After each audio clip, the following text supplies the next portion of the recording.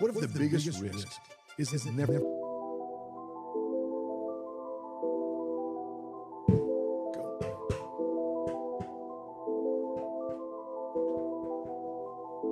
Seven-figure squad, seven-figure squad. We don't stop, we multiply. Seven-figure squad, run it up, we raise the bar. Seven-figure squad, play finesse, we go far. Seven-figure squad. Who are we? Seven-figure squad. What we do? Run it up, run it up. Who are we? Hey, seven-figure squad. What we do? Run it up, run it up. Started from zero, got God in the plan, yeah. Now I'm counting blessings, God, wealth in my hand. Used to dream small, not a mindset grand. Now I move like a boss, not a flash in the gram. It's a squad, not a clique, it's a mission with a vision. We building seven figures, not just flexing for attention. Faith in the grind, purpose in the hustle. I don't chase cash, I attract it through muscle. What? What's cracking, everybody? Money Smart Guy Matt Sapoli here, hailing to you from Dallas, Texas. So, fam, let's talk. Today's election day, and when the financial capital of the world, New York City, is on the verge of electing a socialist mayor, the financial capital city of the world, a socialist mayor potentially maybe coming into office. You got to know, America, New Yorkers has lost its financial mind.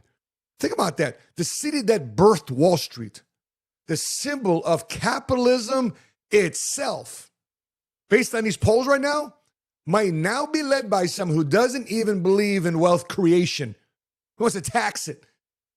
And this isn't politics. This is a prophetic confusion. So across America, we're going to be covering today these videos. A man is breakdancing in a New Jersey town hall meeting because his property taxes are choking him out. And by the way, guess what's going to happen to your property tax when all those people from New York officially leave New York and go to New Jersey?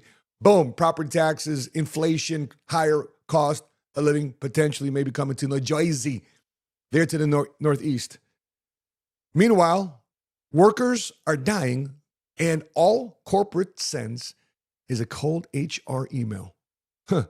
Supervisors are quitting. Retirees are unretiring. And our military brothers and sisters, men and women who fought for this country, can't even find work. Thank God for VA disability, though, right? Now, you feel that? That ache in your chest? It's frustration mixed with fear, but it's also a wake-up call. And so right now, we are living in a moment where people are house rich, but at the same time, cash flow poor, and they're surrounded by stuff, yet we're starving for freedom. Everyone's trying to look successful, but everybody realizes, man, I'm just one paycheck away from financial collapse. And if we don't start talking about stewardship, we don't start talking about ownership, more importantly, talk about faith-based financial wisdom, not socialism, not survival mode, but kingdom economics. We'll be discussing that here because we're not going to lose more than money. We're going to lose meaning with what we're doing. So today, I'm reacting to real heartbeat. The reactions to these videos of what's going on in this country. Stories, the media clips for clicks, but I'm breaking them down through truth, through scripture, through strategy. So please, grab your notes, grab your iPad, your coffee, hey, even your cigar. Because by the end of the stream, you're not just going to feel something, you're going to see something through this podcast that's going to allow you to take action. So let's talk about the mindset that builds millionaires, not victims. Here on the Millionaire Response, Tuesday, 2 p.m. live stream. Why? We're going to be in a world that's forgetting what freedom even means. How? Let's get started in 3, 2, 1. Let's go.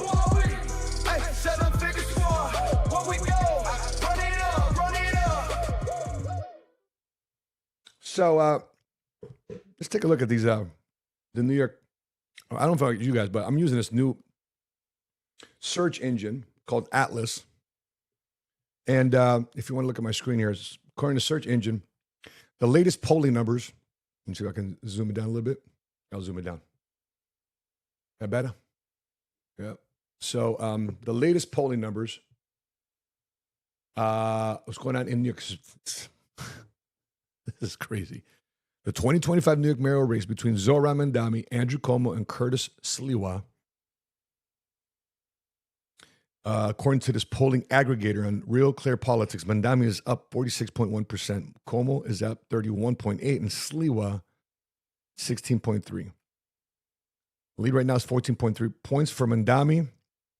And so here's some thoughts. It's clear that Mamdani is a front runner based on these polls. The former governor of New York, Andrew Cuomo, as many of you saw, got relieved during COVID. He's been running no longer as a Democrat, but as not as a Democrat, but as an independent. But he's been narrowing that gap slightly. Sliwa remains a distant third in polling. I don't know, but I looked at Sliwa, the Republican candidate.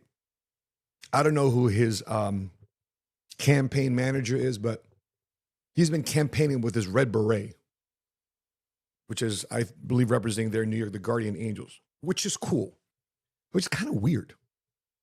I don't know, but if you campaign and you got this red beret on, just from a visual perspective, you kind of look more militant. And obviously people don't like that in this day and age, especially in New York. And so I would have wondered whether or not his campaign would have done better if he didn't wear that red beret. We know you're about protecting people. You know about protecting citizens. But could you do without the red beret? Let everybody know that's your background in terms of being a guardian angel. Cuomo, you came back as an independent. So why do I care? Why do I care about what goes on in New York? Here's why I care about going on in New York. New York is the financial capital of the world. Forget him being a Muslim. Forget him being a trust fund baby. His mother is a Bollywood music producer, rich kid, entitled kid, wealthy kid, never had a job. But this kind of tells you what's going on in America today. What's going on in America today is the victim language, the depend on government language, depend on everybody else language is so attractive today. Because people are facing high cost of living, very little pay raise or pay increases. And this guy's message of rent freeze, this guy's message of free subway and public transportation, this guy's message of rent control, very attractive to a very expensive New York.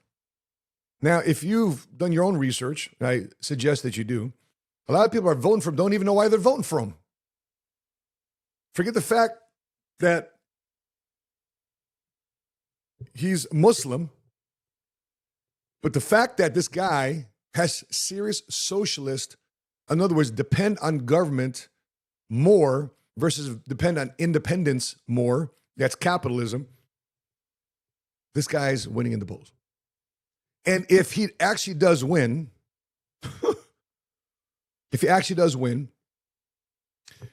who knows what's going to happen to what's going on in New York? Because here's what's going on in Dallas, where I'm at. What's going on in Dallas is the Securities and Exchange Commission officially approved the opening of the Texas Wall Street Exchange sometime next year, but they're officially ready to go. And I'm going to be talking about this at my November 12th Cigars, Wealth, and Whiskey event here next week, next Wednesday. So if you find yourself in Frisco, Texas, or if you are in Dallas, come to my event. I have a 2-part series about the Dallas New Financial Frontier. I'm going to talk about what's going on here in Dallas. I'm going to update what's going on in our city. Over 175,000 people moved here last year. So Dallas has become a massive, massive, massive recruiter of corporate headquarters, the number one city here in corporate relocations, the number one city in the country that's issued building permits. And so a lot of growth happening here in Dallas. And if you're here in Dallas and you think you're just to get a job, bro, there is more opportunity than just a job. Now, you get that, but you get more opportunity. If you broaden your horizons, expand your bandwidth, you thought you came in for this, you should be expecting this based on what's going on potentially in New York, because he wants to tax, I think billionaires are 2 or 3% billionaire tax. This Mamdani, the New York mayor, the socialist / communist mayoral candidate, wants to invoke socialist and communistic policies that's going to tax billionaires and millionaires more money in New York. Think about this in New York. You pay a federal tax, you pay a state income tax, and since you're in New York, you pay a city tax. 3 taxes to be in New York. And on top of that, the cost of living is way up here. If you're making $100,000 and you're living in New York, how are you making a living, making $100,000 a year in New York? The average rent, we're looking up the other night with our guys, the average rent in Manhattan is $3,500 a month for a studio. $3,500 a month for a studio. So how are you making a living, making $100,000 or even less in New York? So everybody right now says, all right, this guy's going to come in, be the savior. Rent control, state control grocery stores. We're going to control food prices. We're going to make sure everything's free on the public transportation. Okay, so who's going to pay for all this stuff? And we're going to tax the billionaires 3%, 2%, 3%. So where do you think they're going to go? Potentially, a lot of Texas companies are thinking about listing on the Texas Stock Exchange that are here in the Southern companies that are publicly traded instead of New York. So it's going to be horrible for New York, great for Dallas. We're going to have a lot of money coming. According to recent numbers, $2 to $3 trillion of assets under management have already left New York for states like Tennessee, Texas, and Florida. And so this video here about this guy, I don't know what's he doing here, Darren. He's just having a blast. So this guy comes up to a town hall meeting, and he wants to be heard. And they finally put him on the clock. So let's take a look at this man here, because this guy here, he's got something to say about his property taxes rising. State your name and address for the record so that the clerk can keep our records. Thank you. Mr. Thilly, I started your time. He's dancing with music in his head. You want to see me do the backspin? His collar's popped up. You want the backspin? People are entertained.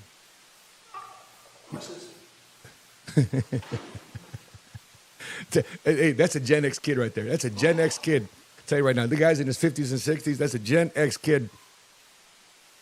Knows how to backspin, pop lock, the whole thing. He's asking for people to give him a $400 on hand. an average assessed home. Why did our taxes go up so much? Thank you, Mr. Thilly. I like the interpretive dance. All right. Please come forward to the microphone. So now, think about the strategy. Now, he might not have had an effective message, but what happened to this video? It went viral, went out. People are watching this on the Washington Post versus some guy out there saying something. So he used a very wise social media strategy and used something very odd, out of the place. So that's what he used to question the council before concluding his remarks about property taxes rising. Well, this might be the chance for this guy to not just dance out of the town hall meeting, but he might just be dancing out of New Jersey. All folks potentially moving from New York to New Jersey, if it had already been happening that way, or the potential relocation of where the financial capital of the world is going to be. Could it be Dallas? Could it be Dallas? The last time a major stock exchange was open in our country was, I believe, the Chicago Board of Exchange, where I'm from. And that was in the 70s. All the little regional stock exchanges like Pacific Exchange, all those got absorbed. So the last time a major stock exchange like the Texas Stock Exchange ever opened up, that I can recall, is back in the 1970s. So this is a very profound moment in America where the Texas Stock Exchange potentially is now new competition to publicly traded companies listed in New York to potentially redomicile and come to a city and a state with zero income tax, zero capital gains tax in Dallas and all Texas. Woo! What an opportunity. And guess what comes with that? Not just the relisting of those companies, but the employees, the jobs that are created in Dallas, the money that's going to be circulating here in Dallas, the opportunity for new sectors in Dallas to be growing, the traffic that's going to be coming. But nonetheless, money, commerce, exchange, trade, capitalism to 100th degree potentially may be coming to Dallas, Texas, more than San Antonio, more than Austin, more than Houston, more than El Paso. It's coming to Dallas.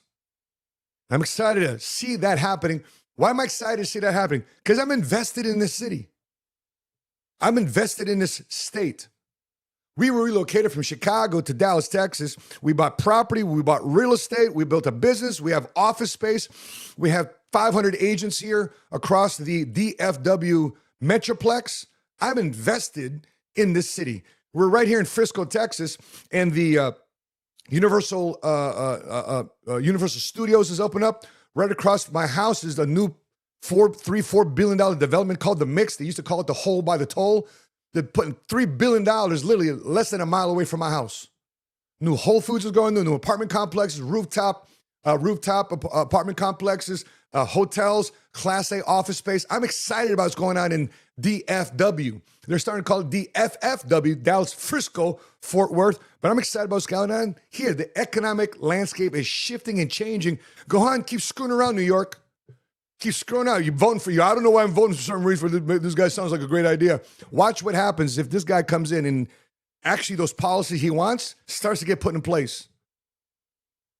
What's going to happen? If this guy gets voted into Congress, this guy's doing more than just breakdancing at a town hall meeting in New Jersey. People will be dancing crazy because the property tax is going, the cost of living is going, because people are going to be spreading up and out of New York. What do you guys think?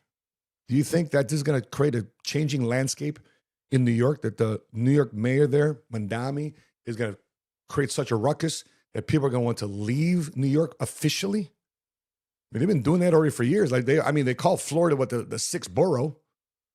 Every time I go down to New York, every time I go to Fort Lauderdale, meet with Patrick and Dave, and we have a mentoring session this next coming weekend, business plan for 2026. I promise you, every fifth person I run into, yeah, I'm from New York, yeah, I'm from New York, yeah, I'm from New York. By the way, side note, Fort Lauderdale, Boca Raton, West Palm Beach, don't expect to drive anywhere fast. Everybody's drive so freaking slow, bro. It's so freaking slow. Nobody's in a rush there in Florida, especially that part of Florida. The rich part, the retired part, old money part of Florida. But nonetheless, what do you guys think is going to happen to New York? What do you think is going to happen to Dallas? You think people are going to start leaving, start departing? Put in the comment section. I love to know. All right. This next video here. I've been on a national tour called the Keep the Keys book tour, and I just came back from Las Vegas. So I will be next in Tucson, Arizona this coming Wednesday, tomorrow. Andrea and Tony McGowan are hosting it there in Tucson, Arizona. I think I've been there once, to Tucson, Arizona, land of Breaking Bad. I mean, you guys have watched that show, Breaking Bad. But Tucson, Arizona, where I'll be at with the Keep the Keys book tour. And then the next day, I'll be in Fredericksburg, Virginia. I'm praying that the TSA shows up, so therefore I can get from a connecting flight, because there's no direct flights from Tucson, Arizona to Fredericksburg, Virginia. Yes, this millionaire still fries commercial. I gotta get my bread up, so therefore I can start flying private. But nonetheless, I hope TSA shows up to the airport to let people through security, because I saw the craziness and madness going on the Houston Hobby Airport and the International Houston Airport, where people just backed up. But I'll be in Keep the Keys book tour this Wednesday, Thursday, and I've been talking on this Keep the Keys book tour about my book, Keep the Keys. Thank you, Darren. Boom. Okay. It's a bestseller in mortgages, real estate, buying and selling homes. And I'm not even in real estate. But the financial and insurance strategies, because the one thing to get the keys, it's another thing to keep the keys. And the financial strategies I write about in this book has helped my clients. Our national sales force of this so far this year, we sold over 10,500 plus policies. We still got November, December yet to go through. But through our 10,000 plus clients so far this year, we've at least had conversation or invoked some of these strategies with Keep this Key strategies for people to make sure they not only have a home and building their net worth, but also having liquidity and control, not having money trapped up in the house. So this video here is a situation that specifically talks about why the Keep the Key strategies are so important. Let's take a look at this. So here we go. Approval was $500,000. Let's do this again right here from the top.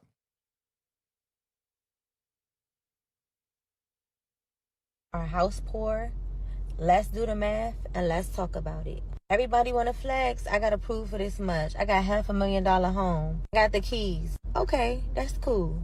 And let's run the numbers. Your pre-approval was $500,000. That is not a recommendation, baby. That is a limit. That is the absolute limit that the bank is willing to risk on you. And baby, if your realtor pushed you to spend the whole $500,000, you did not just buy a home, baby. You bought stress. Because let's be real, that's $3,500 plus monthly payment. Like, that shit is a lot. $3,500 is not no easy money to come across. I don't care what nobody say. Add your car note, add your insurance, add daycare, add gas, add groceries, add utilities, and whatever else bill you can think of. Man, shit, add life.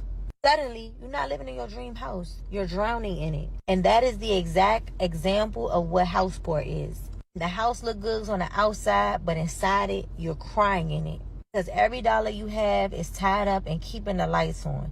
It's tied up in your house. You can't do shit else but live inside your home. And too many people fall into that trap because nobody told them how to build wealth.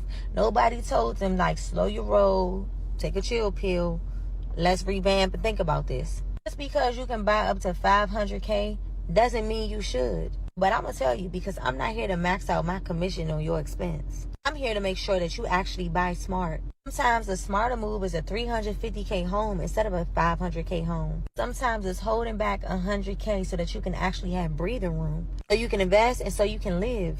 A lot of realtors not going to say this because they don't care if you house poor.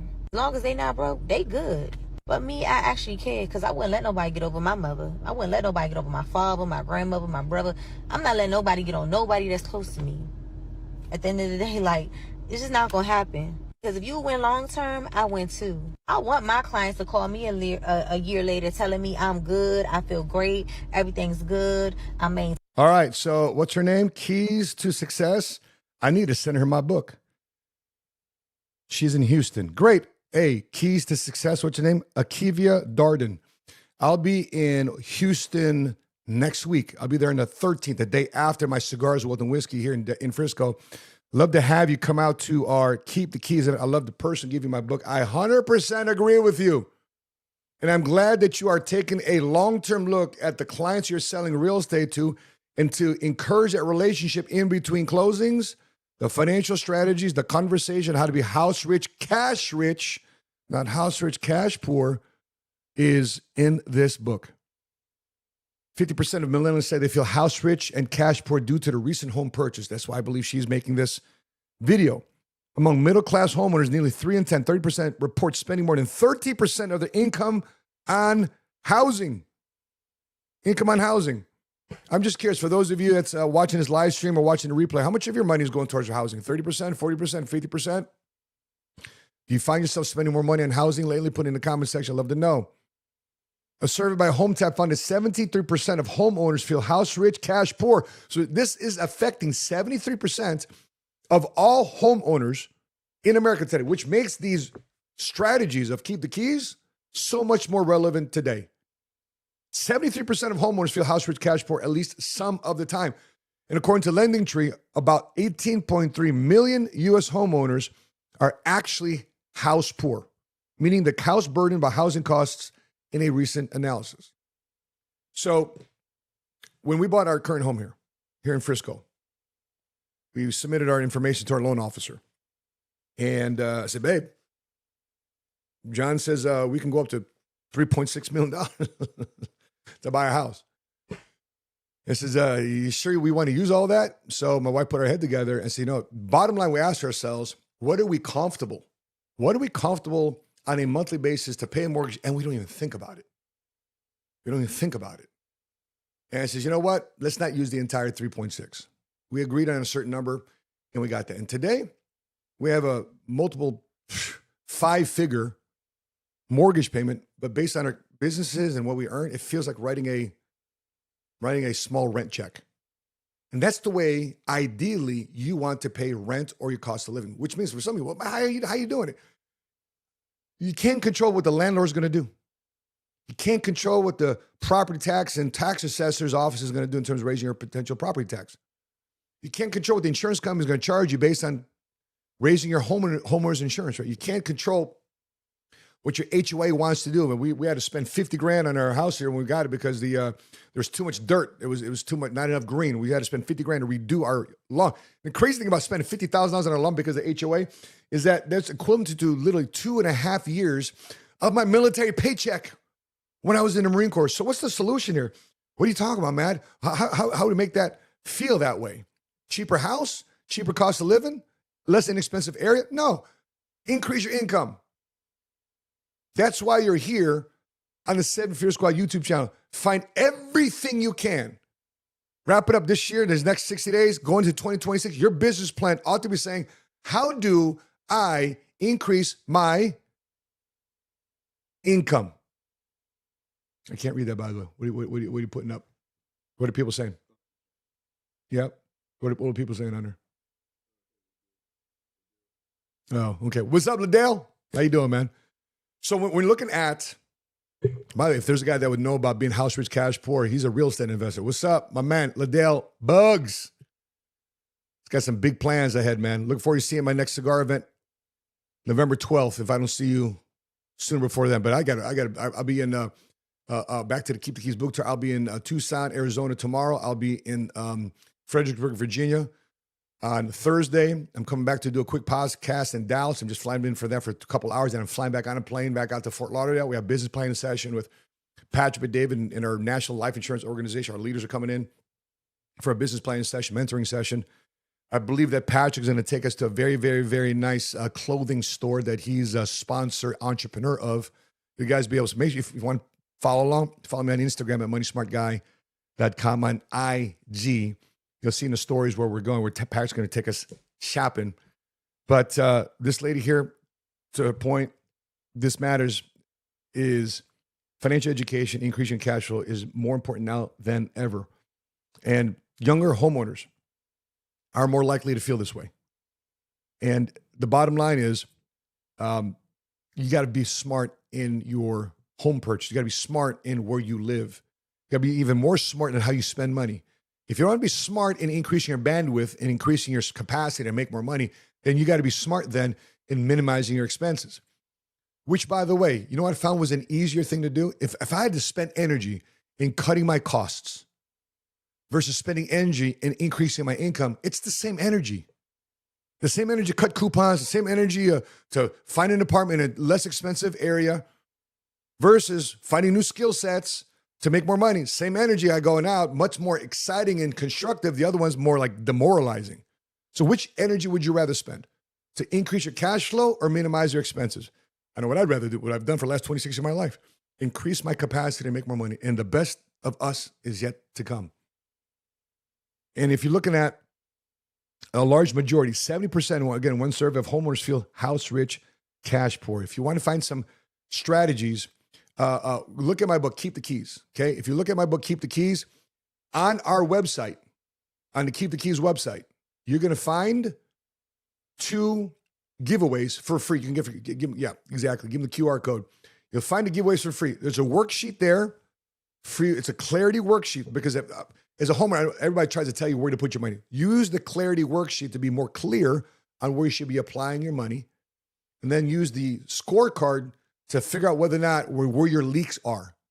So you can get those for free on my website, keepthekeysbook.com. Otherwise, go to website too as well, or Amazon, and go purchase the book yourself to figure out what some of these strategies are. This next video here has got people talking about the importance of your position in corporate America. And this guy's talking about his buddy Ron. And what happened to him? Let's take a look.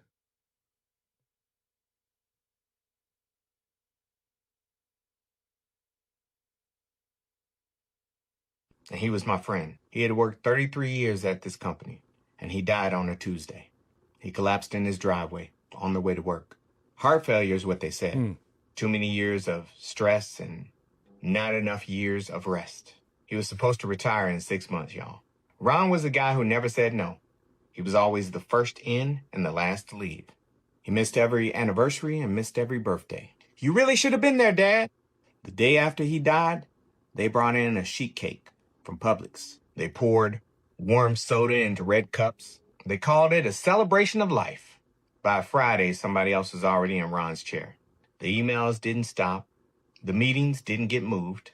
The company didn't even pause, not even for a breath. In fact, Half of the department couldn't go to his funeral because the company said we can't have that many people out at one time. Because that cake, that pop, that sad little break room moment, that was never for Ron. That was for them. A quick performance, a corporate dance, pretending you're not just another replaceable part. Ron gave him everything, y'all. They couldn't even give him a full moment of silence. And now, he's 6 feet under. You think you matter? You think loyalty really means something to a corporation? Ron thought that too. Don't wait until it takes you out before you realize that the ladder doesn't really lead upward. It leads away, away from life, away from love, away from yourself. If you know somebody named Ron, tell me in the comments. And if you got a friend living this kind of life, definitely tag them in this story. I believe it could help them. Yeah, I think that's what's going on in America today. People are working a lot longer for a lot less. What a time in America to be that way. And what do you think is going to happen? Do you think it's going to get any easier anytime soon? The hardest part about what's going on with inflation is that people fear, the government actually fears the opposite. They don't fear inflation go out the roof. What they do fear is deflation. Things actually becoming less. So that's a sad part where we are in America today. Don't anticipate prices going on anytime soon. Now I get like maybe grocery prices going down anytime soon. I get maybe gas prices going down anytime soon. I look forward to those things type of happening. But in terms of with the tariffs, the shopping, the cost of living, we are behind as a country in terms of new homes. And Dallas right now is leading the way in terms of new building construction permits. So we're leading the way. Why? Because it's very fast to get a permit here in Dallas. Now, you talk about homes trying to be rebuilt in LA, 6-month waiting time to get a permit. So these people want to rebuild their home in the Pacific Palisades. They want to build a house out there, but they got to wait, 6 months to wait for the building permit? They got the check from the insurance company to rebuild their homes. Meanwhile, where do they live? They drain their retirement accounts, they drain whatever savings to live in another hotel or another Airbnb or somewhere else, or rent another house, apartment somewhere else until the house takes another 6 months to get a permit to build, another year and a half for that house to be built. So 2 years for something like this to get back to life as normal before the LA fires. A large study of 10,528, a large study of 10,500 plus STEMI admissions in Ireland found that the incidence was about 13% higher of heart attacks on Mondays compared to other days. Older meta-analysis noted a modest Monday excess in coronary events. In one population, if 100 coronary events happened per week, there was an extra one that happened on Mondays. Another article from the British Heart Foundation summarized that Mondays saw the highest rates of serious heart attacks. And a U.S. study also found a 24% increase in heart attacks on the Monday immediately after spring daylight savings time shift, showing how disruptions in rhythm may spike risk, especially on Monday, especially after a stomach ache on Sunday. You know what that stomach ache is? Going to a job that you loathe. But if anything, so well, Matt, I'm not cut out to be an entrepreneur. I totally get it. Not everybody's meant to be an entrepreneur. What about an entrepreneur, though? Why don't you be a hybrid, be an employee and an entrepreneur? Whereas an entrepreneur takes 100% of risk on himself, his credit, his reputation, risk on himself. That's what an entrepreneur does. They risk everything. Their money, their career, their time, their reputation, their money. Everything's at risk as an entrepreneur. But an entrepreneur can do the same thing as an entrepreneur in terms of hustle, grind, creating results, but on the entrepreneur's dime with the safety of a job. Upside potential with the downside risk of you just take your salary. What about that? Consider being an entrepreneur. Not everybody's cut out to be an entrepreneur because there's more to it than just your skill set. There's more to just being a chef, cooking a great plate of food. You got to do front of the house, back of the house, food orders, inventory, permits, inspections, so many other things into running a business than actually the skill set of that business. Good book of recommendation for you guys to check out. It's called The E-Myth by Michael Gerber. But when you're looking at folks like this, a couple thoughts, Ted, being an insurance guy, hopefully everybody in America got a policy. September was Life Insurance Awareness Month a couple months ago. One of the questions I ask around my Keep the Keys book tour to these young homeowners, a lot of these young homeowners in their early 30s, mid 30s, higher 30s. I asked them, hey, who's here in their 30s that owns a home? A couple hands goes up. I asked them one question. How much do you think a $1 million life insurance policy costs? If you don't have life insurance right now, how much do you think a $1 million life insurance policy costs? Some hands go up. One guy in San Antonio said $500. Another guy in Little Rock, Arkansas, he says $300.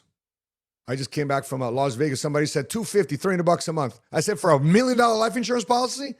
Can't be that cheap. So they went $300 and then $500 and went back up. You know what it costs for a $1 million life insurance policy for a 30-year term insurance policy? I asked the insurance people in the room. You know what they said? $60 to $80 a month. That's it. $60 to $80 a month for a $1 million life insurance policy that has living benefits attached to it. So if you're like Ron and you work for corporate America and you sacrifice your birthdays and you sacrifice your anniversary, which I don't recommend you do, at least get a life insurance policy, because when you're not around, guess who your family has to fill you? Nobody. Corporate America's got somebody to fill you with, but your family? Nobody. Well, at least from an economic standpoint, can they replace you if you have life insurance? Yes, to provide some relief to your wife, to your husband that's left behind, to your kids that are left behind. That college plan, if you left too soon, which always happens, when people always say they had an unexpected death. Well, when were you expecting death? Of course it is unexpected death. Nobody ever expects to die.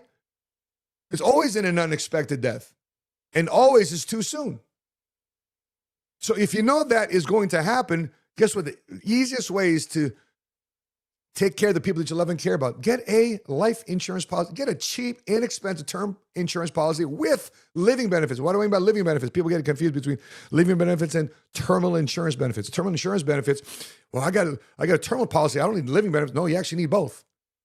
A terminal policy, a terminal illness rider on a policy means if you are terminally ill, you got 12 months left to live, you can take out a lion's share, some 80, some 90% of the death benefit, not the cash value, the death benefit of that life insurance policy now if you have 12 months left to live. If you have living benefits, if you suffer a heart attack, or in this case, right, a heart attack, a stroke, cancer, you survive though. Complications from diabetes, you have to take off a limb, a foot. If you cannot apply yourself with the activities of daily living, bathing, transferring, eating, et cetera, right? Toileting. If you can't perform 2 of the 6 ADLs, activities of daily living, then you can ask your life insurance policy for a claim to get money from your death benefit while you're alive to help you through somebody giving you home health care, not medical expense bills. That's health insurance, which is another conversation. But these type of life insurance policy helps you while you are alive. So if you know Ron, not only just give him a shout and tag him, but get a life insurance policy. If you haven't done so already, it is so inexpensive to get a 10, 20, 30-year life insurance policy that potentially down the road, you can convert to a permanent policy, whether a whole life policy, universal life policy, or my favorite, an index universal life policy. So learn from Ron's situation. All right, so this next video is a veteran, and this podcaster's got something he observed talking to a lot of veterans. Let's take a look at this. Benefits, that's like $9,000. It's every month. Is this disability? Yes. There is not one veteran that has been on the show that does not have disability, by the way. Does every veteran in the world that you know have disability? As far as I know, except for my grandfather for some reason, but Okay. Can I ask what happened? just basic stuff. Yeah, I don't need details. I just become more and more curious because this is every single veteran on the show is on some form of disability. Yeah. Which, totally down for if something happened. They have to go through a whole system. It takes like 6 to 8 months most of the time. Mm-hmm. They do their research, see what did happen in the military, and then Sure. they give it to you or they don't. What is this VA benefits? That's like $9,000. It's every month. Is this disability? Yes. By the way, There is not. good for this guy getting his VA disability benefits, okay? So if this guy is seeing a lot of veterans get their VA disability benefits, good. So glad more veterans are taking advantage of their veteran benefits. You fought for it, you earned it, it's part of the budget, it's part of America taking care of their own. Amen, okay? And so if you saw that income was like $9,000 a month, let me do an opposite thought. It's also part of the danger. Part of the danger of getting VA disability benefits with $9,000 a month is that for most states, for most places, $9,000 a month income disability benefit for our veterans, God bless you. But I want to encourage our veterans too as well. Just don't sit at home on your couch drinking it all away. Listen, it's, Veterans Day is coming up here. I want to talk to, I'm talking veteran to veteran. Don't take that disability check and just check out and knowing that your bills are paid. Yes, your bills are paid. Yes, that's good. Part of the ways to rob your dreams and goals is not have to fight for anything anymore. You got to find your next mission. If you want to go out and travel the world, great. Create a game plan where you can take that budget on a monthly basis. Go travel the world, but get up and move. Don't just sit home and chill and woe is me, my life sucks, PTSD, the whole thing. I get it. I've been through that too as well. But I don't have a VA disability income. When I got it in 1999, I came through my 2 deployments, single father, divorce, bankruptcy, having to deal with my trauma and my stuff, having to deal with divorce, having to deal with bankruptcy. Talk about a stressful time in your life. But I focused right away on making a living for my kids. I focused right away on my next mission. I focused right away. I was in desperation mode. Many guys spend desperation mode in the VA line. I was just finding my desperation mode building my business. But yeah, as a combat veteran, I could have taken my 100% disability. I could have collected every dollar that was meant my way. But I realized there's also a price to that. For me, a moral price to me. But here's the truth. Here's what I found. When I was separating from the Marine Corps as a single father, I didn't have the luxury of time. I didn't have the luxury of sitting in the VA, blow out my savings, in the VA, hopefully 6-8 months, this stuff gets processed through all the different points and physicals and trying to play the actor game. Because what do they say? You got to look like your worst. So therefore, the doctor sees you, it looks like your worst. So you play a little actor and actress so they can write that down in the record. Yeah, this veteran looks bad. You're acting. A lot of guys are acting. 80% of the guys are acting. Now, not to take anyone from the most legit, you got some serious medical issues come from the military, but a lot of guys, they act and they get away with it. Okay, all good. But to me, I was too busy trying to feed my kids. I was too busy trying to build a career. And for me, the way I healed myself through my trauma, through my PTSD, is finding something to focus on that's going forward. Because here's my opinion when it comes to PTSD. It's not a clinical opinion.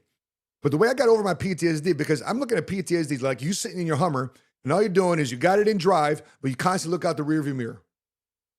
You're constantly looking out to the left, your side mirrors, you're constantly to your right, you're tracking that, you're spotting IEDs, you're looking at all these different things, right? You're driving forward, but you're not looking forward.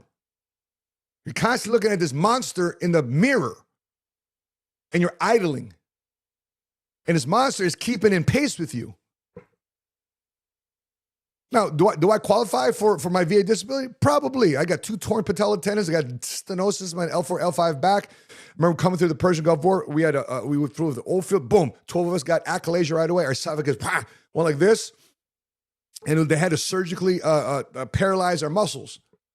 To this day, I have a hard time swallowing. If you ever see me eat a meal, I'm sitting straight up because I don't swallow with my muscles constricted because those muscles are paralyzed and cut through. Because when I went through my achalasia, they had to slice that muscle, so therefore I'm just swallowing by gravity. That happened while I was on active duty. But here's the thing too as well, just like any devil dog, every Marine, I wasn't going to medical. I wasn't documenting it. I should have, but I didn't. But bottom line, I knew what my time was worth, even though I wasn't making any money. I've learned that disability income is helpful, but destiny income, I'm talking about destiny income. What you build, what you own, what you lead, that is more powerful to me than $9,000 a month. And look what happened in my life. Independent, I know $9,000 a month. Knowing me, knowing what I know, if I found $9,000 a month in my checking account and disability, I want to do nothing. I'm chilling, man. That's what knowing me. I'm just saying for every veteran out there. I'm just talking about my situation. But I see a lot of veterans coming through our workshops, and there's no go. There's no urgency. You know why? $9,000 a month. There's no urgency. Why? $100,000 a year. By doing nothing, by milking what they went through. I totally get it. You've earned it, but stop milking it. I get it, but you got a disability income, but don't milk it. and have this woe is me, sorrow type of situation. You got to find a way to lead again. Find your next mission. No, I don't have a course to sell you. What I do is have some courage to give you. And the way I go about doing it is by leading my family, my business with motion, not sitting at home with a $9,000 disability check. If you get it, amen, God bless you. I gather, I haven't seen the whole context of why he's on the show. But here's what's going on with also America. The folks here in America here are retiring. And here's a sad situation what's going on with people that actually plan for retirement because they're running out of money. Millions of seniors are going back to work. They thought they were done. They thought they had earned their rest. But under President Donald Trump, everything costs more. And now even retirement has a price tag. In just 2 years, the basics have become luxuries. Groceries are up 25%, electricity up 40%, rent up 35%, and prescription drugs up 51%. Their pensions are shrinking, their savings drained, their fixed income's worth half of what they used to be. So they're back on their feet, behind grocery counters, driving city buses, mopping empty offices after midnight. These are the people who built America, who fought its wars, raised its families, and paid its taxes. And now they're fighting just to survive in the country they once built. They were told that hard work would earn them peace, that America would protect them when the work was done. But the promise has broken. Today, millions of seniors are working into their 70s, not for comfort, but for survival, because the cost of living keeps climbing while the value of a lifetime keeps falling. So here's the question. If the people who built this nation can't afford to rest, if retirement itself has become another job, then what happened to the America that was supposed to take care of its own? For the first time in American history. For all the people out there that blames the baby boomers generation, this is their reality now. Because things have spiraled so far out of control. Yeah, they may have bought a house with $30,000. Yeah, they may have spent less of their disposable discretionary income on housing, and they were able to tuck more money away. But guess what? Guess what didn't keep in pace? Their rate of return, savings to continue to compound and grow. You know, I'm just curious. You know, for those of you in your 20s and 30s and 40s, if you're willing to be real with me, how much do you think the average 20, 30, 40-year-old, 50-year-old is actually saving on a monthly basis? Put it in the comment section. I'm curious. What do you think the average 20, 30, 40, maybe even 50-year-old, what are they saving? What are they saying? What are they tucking away? What are they putting towards their 401k? What do you think that number is? Because here's some disturbing data. The average typical American retirement savings right now, across all ages, according to Empower, is $491,000. Average typical American retirement savings, $491,000. I don't know how believable that is. Another says the average retirement savings per household is $114,000, according to Smart Asset. I don't know how believable that is. But the average balance, according to Synchrony, is anywhere between $185,000 being the median. So if you're retired right now with, let's say $185,000, let's say $200,000. You retire right now with $200,000. Sounds great, right? $200,000 next to your name in a retirement account. But how fast will you spend that money down at $40,000, $50,000, $60,000 a year? And I'm not even taking into account taxes. I'm not even taking into account emergencies, a change in health. And this unretirement trend shows that retirement is fluid. Just because you retire doesn't mean you stay retired. I'm telling you this right now is my mother, thank goodness, she and my father led me to a better country here in America. Because if they didn't lead me here and I didn't stumble across capitalism and entrepreneurship and in the financial services sector, my parents today would be in their 80s, potentially still working.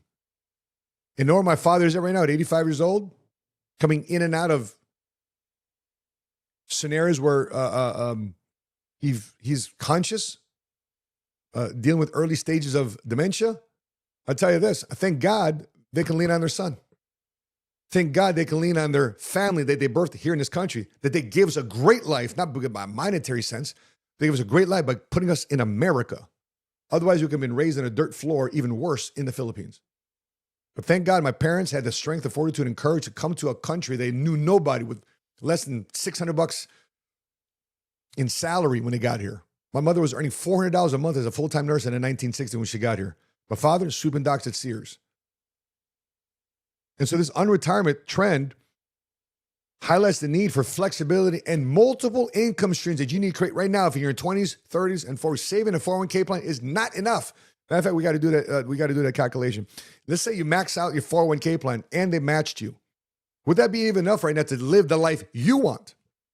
Right now, if you maxed out your Roth IRA at $7,000 a year or $8,000 if you're over 50 years old, if you maxed out your Roth IRA, would that be even enough? Even if you did a backdoor Roth IRA because you make too much money, even if you did a backdoor Roth IRA conversion, would that be even enough to last you in retirement? I don't think so.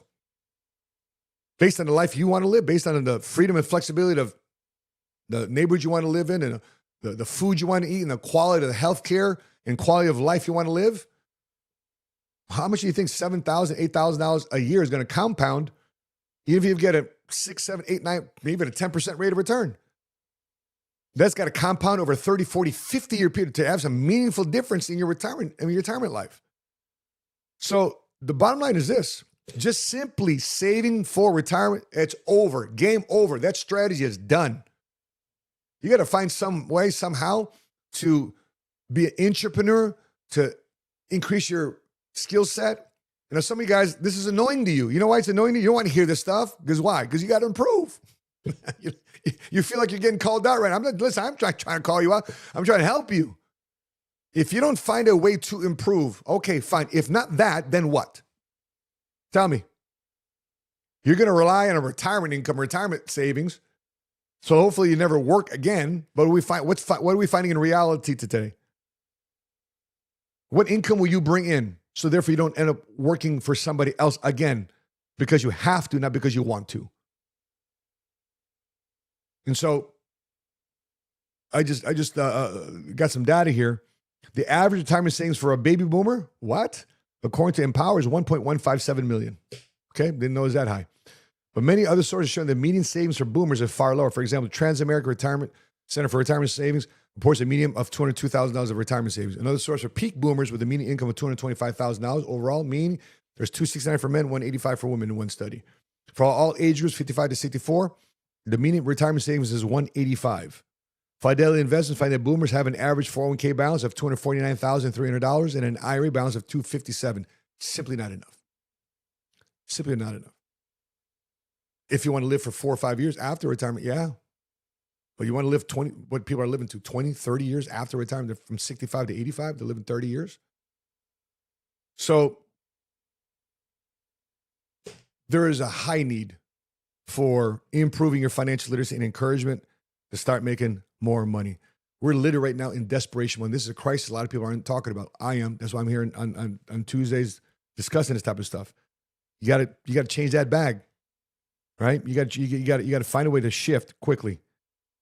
And speaking of which, this is a real situation. Just not happen to baby boomers. Let's check this out. Get free room and board. It's been impossibly difficult. It's been almost 2 years.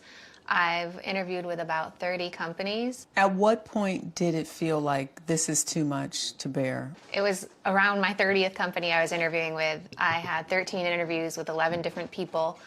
And 13 interviews for one company? Yeah, they were stuck between me and the other candidate. And ultimately they went with the other person. And I was like, I can't keep doing this. I've interviewed for everything from minimum wage jobs all the way up to $130,000 a year. And it hasn't worked out anytime. People will hear that and think, that's impossible. Have people told you, have friends or family go, are they looking at you with the side eye saying, well, wait a minute, Emily, how come you haven't found a job yet? One of my grandfathers had said to me, you know, there's companies out there that can't find people to work, but he's never able to name what those companies are. Mm-hmm. So I think for the most part, my friends and family know me, and my former coworkers, they know me. They've seen that I have, you know, years of experience and that I show up. I'm even doing volunteer work now. I work for free. I'll do whatever. I'm not above any sort of responsibility. They're just kind of scratching their heads like, how is this possible? Since March, I've been living off of my 401k. Your 401k? Yeah. You're 41 years old? Ooh. Yes. You didn't expect that? Definitely not. I thought I'd have this beautiful nest egg for retirement that I would watch grow and not touch for a long time, but I've been dipping into it every month now. And living in a Buddhist temple. So think about this. She's 41 years old. Guess what you have to pay? Okay, let's go to my my board here. Let's go to our freeform board. Okay, let's say you got a 401k. Okay, if you work for a for-profit company, right, you have a 401k potentially through your employer. If you work for a nonprofit, you have a 403b or what they call a tax sheltered annuity. If you're working for a municipality, a city, you generally have a 457 or what they call the deferred comp plan. If you're working for the federal government, they'll have something called a TSP or a thrift savings plan. Okay. All of these are what they call qualified plans. Question for you is qualified with who? It's qualified with the IRS. So all these plans, as you put it all in a nutshell, are what they call taxed later. So they sell you into these plans by saying, hey, put your money here. So instead of getting taxed at $100,000 a year, if you put $10,000 in, if you're making $100,000 a year, put $10,000 into your 401k plan. So therefore, you're not taxed on $100,000. You're only taxed on $90,000, and that's going to save you on taxes. And that $10,000 goes into one of these plans, a 401k, a 401k. Oh, better yet, they're going to match you. Cool. Free money for your employer, right? You got to match. You got to match contribution. It's going to go in this plan. Well, this money grows, right? That's the thought. Earns a higher rate of return. As it grows each year, there's no taxes on it because it's taxed later. But guess what happens now when you're 59 and a half years old or 60 years old or 65 years old? Now I want to start taking that cash out. Guess what you got to pay? You got to pay taxes. So the question we ask a lot of people is, where do you think taxes in the future are going to be going? Lower, the same, or higher? Guess what everybody says? Higher. Okay, if you think taxes are higher, then you're going to use the money that you save the money the most in a higher income tax bracket where you already know it's going to be there. So wouldn't it make sense to do the planning now necessary to avoid paying taxes later? So therefore, down the road, the other tax bucket here, like for example, Roth IRA, there's other strategies, right? Roth IRA, right? Or Roth conversion from a 401k to an IRA, and you do a backdoor Roth when you leave a company, or a life insurance retirement plan using an index universal life policy, or a universal life policy, or a whole life policy. These are generally called life insurance retirement plans. But here's the cool part. These plans, you pay tax now in this year, but later on, tax never. So Senator Roth created this back in the late 90s, I think it was 1998. Senator Roth created this, Roth IRA, so therefore you can grow your money without ever paying a dime in tax. So unlike the scenario over here, you pay tax later, right? You pay tax later. If you just simply redirect this money over here to a tax never category, when you take this money out for income, guess what you don't have to pay? You don't have to pay tax. No tax, because you already paid it when? You already paid it in the current year that you were contributing to it. You paid in 2025, you paid in 26, you paid in 27. Every year that you contribute to it, that's the year from after tax income, you contributed to a Roth IRA or a life insurance retirement plan, or you decide to convert your 401k into an IRA, into a backdoor Roth IRA. But then, by the way, guess what happens when you backdoor that Roth IRA? You got to pay all that tax on. For example, you have $100,000 in there, you got to pay tax on this amount. The benefit of doing that, paying that tax up front, is that you allow this money to grow for longer time frames to potentially make up for the early withdrawal of paying the tax. And I forgot to add this too as well. If you are under 59 and a half years old, let's say like she's 41, right? Guess what you also have to pay? Not only have to pay taxes, but you got to pay a 10% early withdrawal penalty. EARLY, you saw it in there. You got to pay a 10% early withdrawal penalty. So if you're at the 33% tax bracket plus the 10%, you got to pay 43% in taxes and penalties. So if you needed $10,000, you got to pay $430 in taxes to net you $670. Yeah, that's the reality. So if you really wanted $10,000, you really had to take out $15,000. So what are you doing to the overall balance? What are you doing to the overall balance of your account if you need $15,000 to pay the taxes of $5,000 to net $10,000? What you're doing is you're accelerating the withdrawal of your income. You're accelerating the withdrawal of that balance. You're spending it down faster. That's the dilemma that people are in today. So there's so much more benefit today to making sure which one, right? Tax later versus tax never. Choice is yours. That's why you just don't need a 401k. You've got a plan, but you don't have a strategy. What everybody in America today needs is a strategy. These things work hand in hand. And if you don't plan for it, this lady right now, she's in this video, she's 41 years old. So not only she's withdrawing money early from her 401k, she's paying taxes on it and a 10% early withdrawal penalty. If she keeps this up for another 1, 2, 3, depends on what the balance she has inside her 401k plan, she might have $0 by the time she's 60. So in other words, she's economically starting all over again. Again, back to my original point, you have to increase the bandwidth based on how you're making your money today and increase your skill set. Yeah, if people today, what are they doing today with the elections? They're phone banking. Maybe they're phone banking. In other words, they're calling voters to go vote at the polls today, right? They're phone banking. Maybe you need a phone bank for your income. We do that every Monday with our guys, marketing their businesses, showing them how to make connections, because people today are connected on social media. They're connected on cell phones, but they're not connecting. If you'd like to connect with me to find out how to do those strategies, good job, Darren. If you want to find out how to do the strategies, and you want to find out how to implement this, connect with me on Connect. You want me to get back to you via text message or video message, or you want to book a 15-minute session with me to process your issues and game plan and prioritize what needs to be done for 2026, or you want to go from a 401k plan, tax later, to a tax never plan, like a Roth IRA or a life insurance retirement plan, hit me up on Connect. That's a direct, guaranteed way for you to get a hold of me. And when looking at this situation, I want you out of it if possible. And last but not least, there's a lady here. She says, okay, let me increase my bandwidth. So she invested in real estate. So she's like, you know what? Passive income isn't as passive as I thought.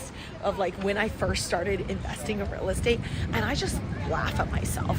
Like 2 big mistakes I made. One was— oh, shoot. I messed it up. Here we go.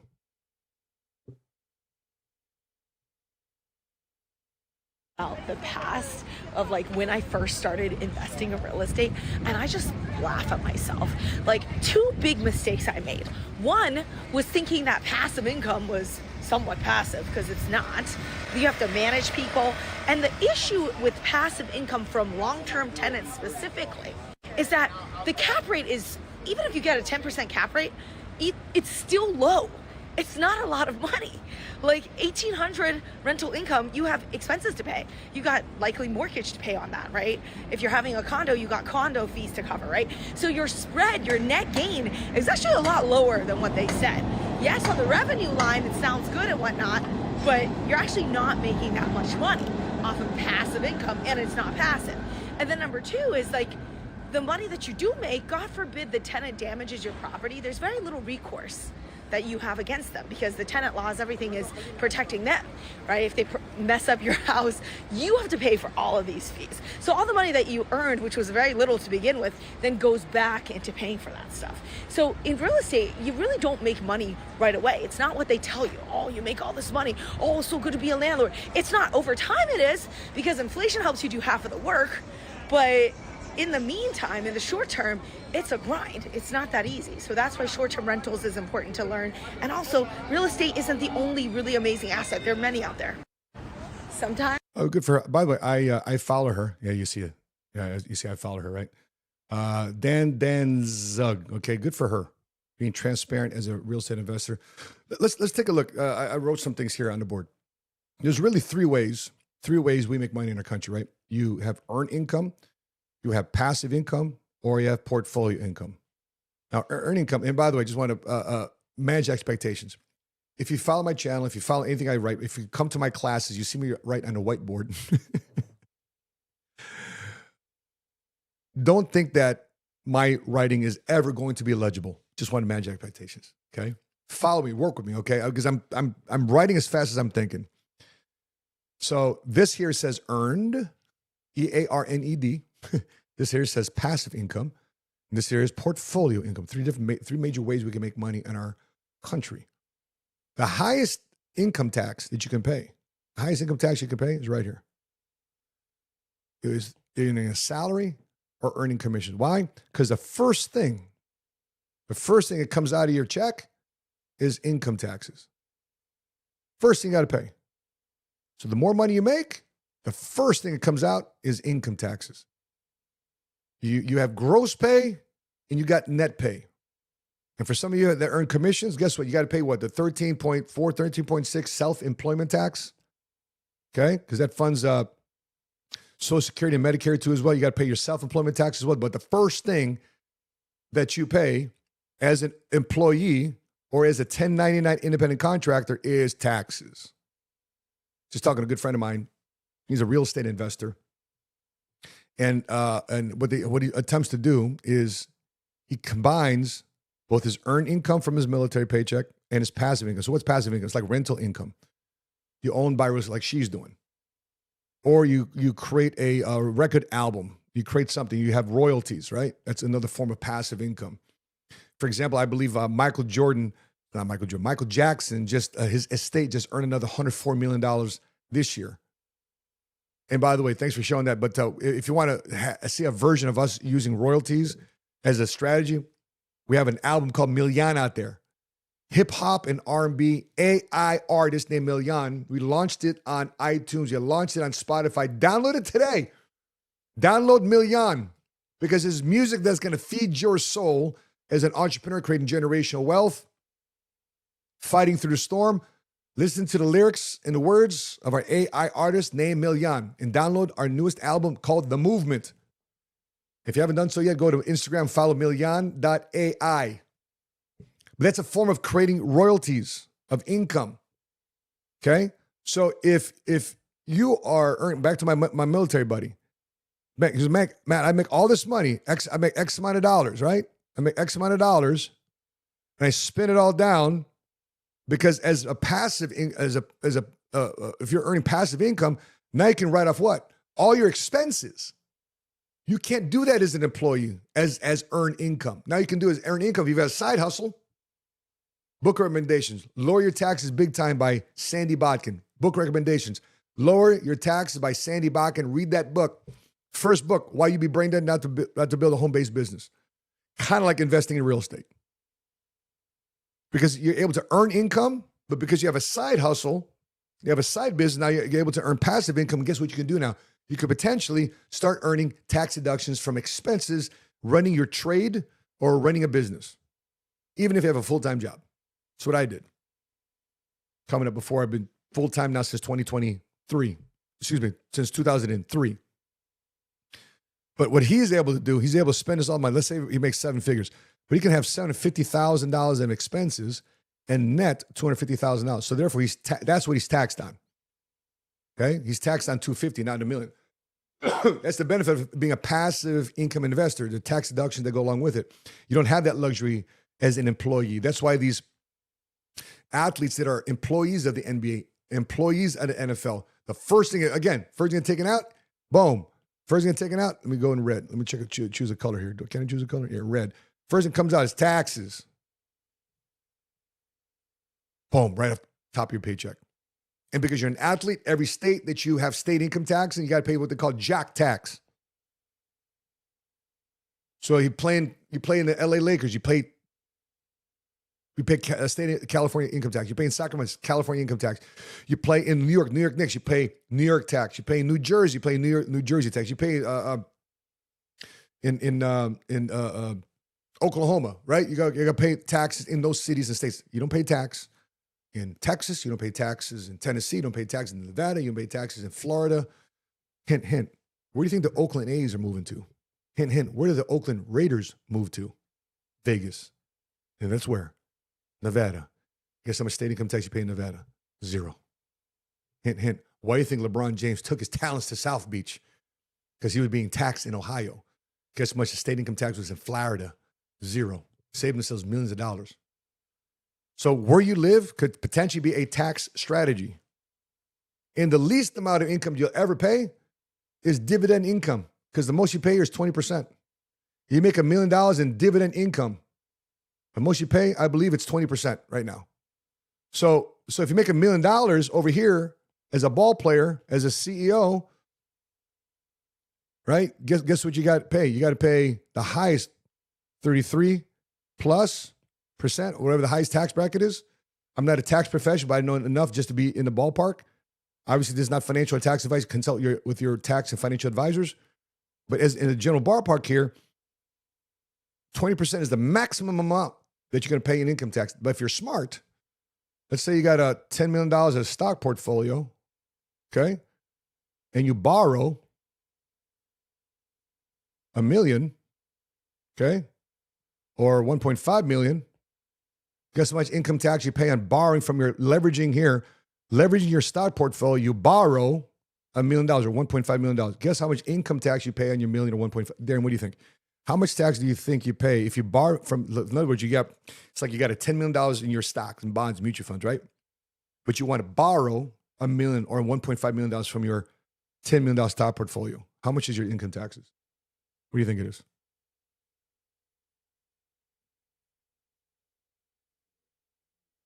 $100,000 in taxes? You know what the answer is? 0. Because you're borrowing it. Now you got monthly debt service. You got to pay whatever that is, right? You got whatever it takes to borrow, $1,500 might cost you $200,000 a year. But guess what happens to your $10 million portfolio? Grows to $12 million, right? Goes to $15 million, so on and so forth. That's how the wealthy take a lot of money out but pay no taxes. So there's levels to this game. And guess where most people find themselves? Right here. Your job is to go from earning income to passive income to earning portfolio income. That's everybody's job. That's what I'm talking about in terms of expanding your capacity and broadening your bandwidth. Like for me, I started making $20,000 a year as a sergeant in the Marines. Then I learned how to make passive income by investing in real estate. I learned how to go from salary to commissions, being an independent sales rep for life insurance companies and annuities. I put the money away into passive income portfolios, into building and scaling my agencies. Instead of just building one agency in Chicago, I built national agencies across the country. I got offices all over the United States right now. That's why I'm going to keep the Keys book tour through all my offices, because I took the time the last 10 years to scale out, to be in Atlanta, to be in Memphis, to be in Orlando, to be in Miami, to be in Washington, D.C., to be in Tucson, Arizona, to be in Phoenix, to be in Sacramento, California, et cetera, right? I took the time the last 10 years to make sure I solidify our family's life for the rest of the life. And once I'm gone, guess what? A large chunk of money is going to go into our AB Family Trust and going to take care of generations further, right? Proverbs 13:22 says what? Right? You got to take, a man takes care of his children and his children's children. And I'm just following that business model. And guess what? I feel the highest amount of confidence doing so, and that's my paranoia. That's my mission, not a disability check. I found purpose. I found my next mission. Now, that being said, speaking of military VA disability check, I'll probably go and get my VA disability. You know what I realize? Because the state of Texas, if you are a 100% disabled veteran, guess what? You have no property tax. You pay no tolls. Might be worth saving the property tax and reinvest it instead of paying property tax, because I pay a lot of money in property tax. Instead of tucking that money away for myself, guess potentially what I'll be doing with that property tax? I'll create another job. It's probably the only reason why I'll do it. Only reason why I'll do it is to create another job. And probably another reason why I go get my 100% VA disability, get my $9,000 a month, so therefore I can reinvest that money back into my business, so I can create 2 jobs. So everybody that's around me, if they have the courage to stick around me long enough to believe in my vision, where we're going, they'll make money with me for the rest of their life, unless the Lord has different plans, unless they have different plans. But this is our model, everybody. This is what we talk about here: leveling up your strategy, leveling up your game, seeing the big picture where you are financially, and having a response to what's going on, getting ahead of things. Because right now, things aren't getting any better anytime soon. And the mental toughness in me says what? Control what you can control. Control what I can control, not get emotional, be calm, chill, relax, and go through the fire with peace, with confidence knowing you got a plan to get ahead of things. And as I wrap up, if you haven't done so already, you got to come visit with us, man. You got to come visit to our event. Once a quarter, I host an event called Cigars, Wealth, and Whiskey, an upscale masterclass and upscale networking event, bringing the best of the best in a DFW area. And by the way, we've had John, my buddy John McGuire came in from Toronto. We got my buddy David Perret coming, a military millionaire. He's coming in from Missouri. He's flying into Texas, Dallas, Texas, for this event, November 12th. And we got many people coming in from different states, different cities, not just for those here in Dallas, but we got some big things planned for 2026. How would you guys like if we planned a day-long faith and finance conference? Would you like that? If we did a whole day-long faith and finance conference, or bring a good buddy of mine, we're going to do some big planning together in terms of smashing in 2026 in a good, powerful, godly kingdom builder way. Would you like for us to host an event where you can invest and come into to improve your skill set so that you can go back to your careers and business and just crush it in 2026? And I'm praying upon you that if you close off this year right, 2026 will be the beginning of the greatest years of your life if you choose to plan it. Maybe next week we talk about some business planning. And nonetheless, stay posted to 7 Figure Squad YouTube channel. Maybe do an old independent video on how to business plan. We did it for one of our Cigars, Wealth, and Whiskey events because last year we talked about how to business plan for the year ahead. But this November 12th event, Cigars, Wealth, and Whiskey, we're going to have a two-part series on the Dallas financial frontier and how to do it. And I've got some interesting guests coming up here on my Just Earn It podcast too as well. So make sure you subscribe to our YouTube channel, the Just Earn It podcast. We're going to be releasing here pretty soon. The CEO of Uncle Near's Whiskey, her name is Fawn Weaver. She'll be coming here pretty soon on our YouTube channel. How she took a story of Uncle Near's Green and create $1 billion enterprise. And how she did that will be revealed on that podcast, on the Just Earn It podcast. Make sure you subscribe to that YouTube channel too as well. That being said, guys, please put your biggest thoughts, comments, takeaways here in the comment section. And make sure you share this. Every Tuesday, 2 p.m. here, Millionaire Responds on the 7 Figure Squad channel. It's one thing to think like a millionaire. It's one thing how to strategize like a millionaire. So therefore, you can become a first-generation cash flow millionaire. If you haven't done so yet, make sure you hit subscribe. And we'll catch you on the next podcast here this time next week, every Tuesday, 2 p.m. That being said, guys, God bless you. And until we meet again, continue to live smart, continue to love smart, and be money smart today. Bye-bye.